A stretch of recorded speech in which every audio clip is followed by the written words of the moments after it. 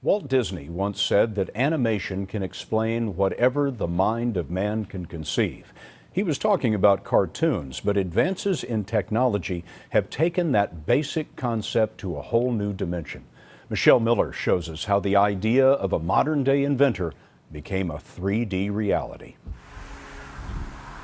Grabbing a backpack is hardly the feat of a superhero, unless you're 12-year-old Leon McCarthy and your hand looks like it's straight out of a science fiction movie. You've actually become sort of a cyborg.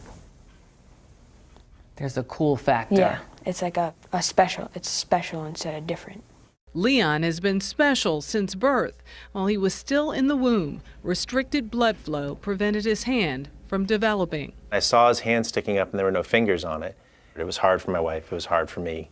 2 years ago, his father, Paul, began the search for an inexpensive, functional prosthetic. What he found was this internet video posted by Ivan Owen, an inventor in Washington State. I've always had this vision of people being able to build their own prosthetic device at home.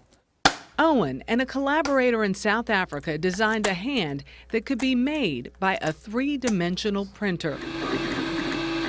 It's essentially like a hot glue gun. There's plastic that feeds into it. The printer head gets really hot, it liquefies that plastic, and then layer by layer creates an object. The design relies on wrist movement. Downward motion creates cable tension that closes the fingers, while a move upward opens them. The assembly instructions were posted for free on the internet, so someone like Paul McCarthy in Marblehead, Massachusetts, could print it. He took the idea to his son. I thought he was a little crazy.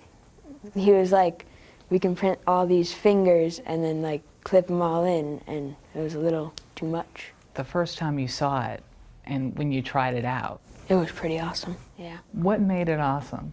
I could pick up, say like a water bottle, like say I could pick up my pencil.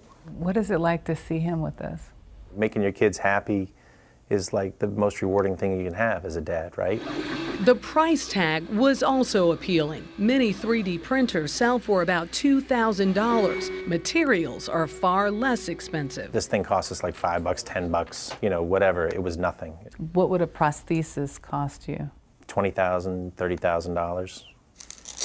The cost allows father and son to experiment with newer designs. When I outgrow a hand, we can easily make a new one. It's a do-it-yourself solution that was unthinkable before technology made ideas printable. That's cool.